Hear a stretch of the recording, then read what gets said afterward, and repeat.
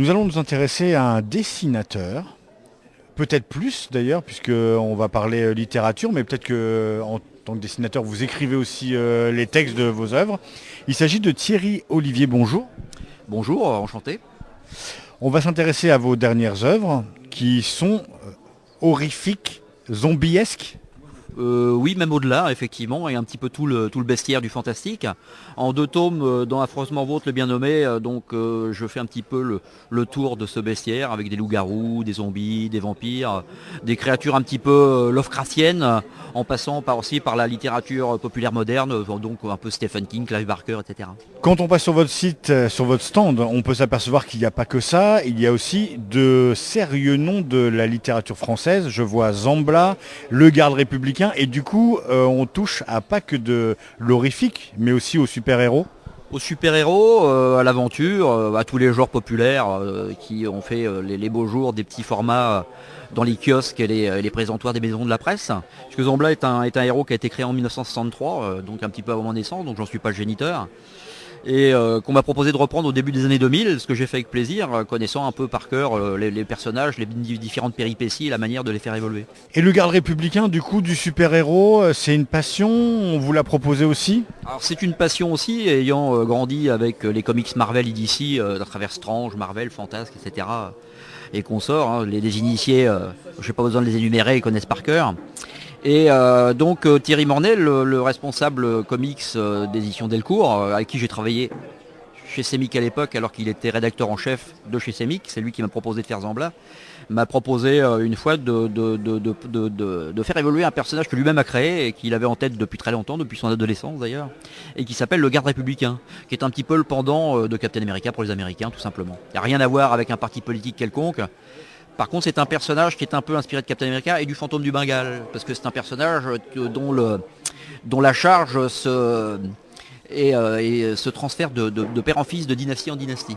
Donc un peu en voyage aussi à travers les siècles, avec le premier garde républicain qui date de la Révolution française, et jusqu'à la dynastie qui évolue de nos jours. Mais du coup, quand on est dessinateur, qu'on aime créer nos personnages, là, vous reprenez des personnages existants. La charge et la pression, comment on la gère? Non, c'est ce qu'on appelle un travail de commande tout simplement. Mais comme c'est aussi dans des genres qui sont mes genres de prédilection, donc il n'y a pas de difficulté particulière, il faut juste respecter, parce que là en fait c'est le travail à partir de travail d'un scénariste, donc c'est du travail en duo. Il faut respecter la volonté du scénariste et puis travailler en duo et travailler en espèce d'osmose. Et pas hésiter à poser des questions, à amasser de la documentation, lui demander de la documentation, à lui faire préciser ses intentions. Et puis c'est aussi intéressant, ça évite aussi de se répéter et puis de travailler sur du matériel qui est apporté par quelqu'un d'autre. Ça peut n'être que positif et faire évoluer.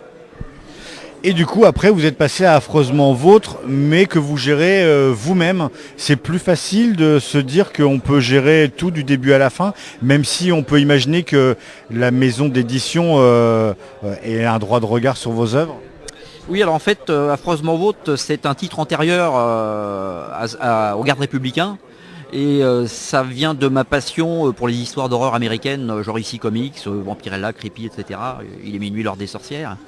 Et donc, effectivement, ça j'en suis à l'initiative. C'est pas forcément plus difficile de travailler sur ses propres histoires. Au contraire, on a quand même une liberté beaucoup plus grande.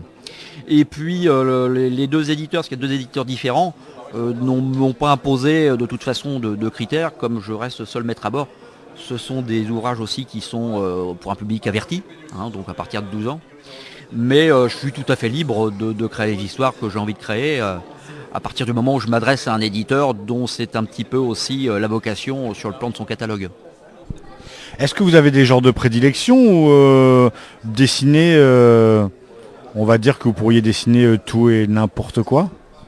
Il faut savoir s'adapter aussi quand on a du travail de commande, comme pour les contes normands par exemple, où là j'ai adapté dans un collectif, on adapte des fables déjà existantes. On y apporte notre patte. Mais là, on a un matériel déjà d'origine aussi qu'il faut respecter. Donc ça, il faut avoir quand même certaines facultés d'adaptation. Mais mon genre de prédilection, effectivement, c'est plutôt le fantastique, la science-fiction, les histoires de monstres, avec parfois en filigrane une petite, pour ceux qui seront assez perspicaces pour le déceler, des fois quelques petites critiques sociales, quelques petites critiques de la moralité et puis de mes congénères. Vous êtes sur un salon où, plutôt orienté jeu. Est-ce que, en préparant cette interview, vous me disiez que vous n'aviez pas trop l'habitude, vous étiez plutôt habitué au salon littéraire, mais du coup, est-ce que ça vous a donné envie de jouer ou est-ce que vous êtes aussi un joueur? Alors je suis pas très joueur en fait le métier de dessinateur de bande dessinée ne laisse pas beaucoup de temps à d'autres occupations. On peut avoir d'autres hobbies, j'en ai d'autres, la musique, le sport, etc. Mais il faut savoir s'organiser, avoir de grandes facultés d'organisation déjà pour gérer le tout. Et le jeu, effectivement, j'ai jamais eu beaucoup le temps de jouer, que ce soit des jeux vidéo ou les jeux de rôle, etc. Par contre, je regarde, ça m'intéresse, je me renseigne. J'ai été également ce matin en arrivant et faire l'essai de la réalité virtuelle un petit au fond là-bas. Voilà, j'aime bien aussi découvrir des choses un peu différentes et ça a ouvert aussi des perspectives. Donc c'est tout bénéf en fait d'aller dans quelque chose qu'on ne connaît pas, même si c'est des genres voisins, parce que ça permet la découverte. Thierry Olivier, merci beaucoup. Je rappelle que vous êtes l'auteur de la série Affreusement Vôtre. Il y a déjà 2 tomes, qu'on peut vous retrouver aussi dans Zambla, Le Garde républicain, et je vois Histoire et légende normande, dont c'est le 3e tome. Oui, c'est le 3e tome, c'est une collection qui est déjà arrivée au moins à son 8-9e tome, et je ne participe plus parce que j'ai plus le temps déjà pour commencer. Et j'ai fait vraiment d'autres choix éditoriaux pour vraiment travailler sur les choses qui m'intéressent le plus, c'est-à-dire les histoires d'épouvante, bien entendu. Affreusement Vôtre, tome 1 et tome 2. Thierry Olivier, merci beaucoup. Merci à vous.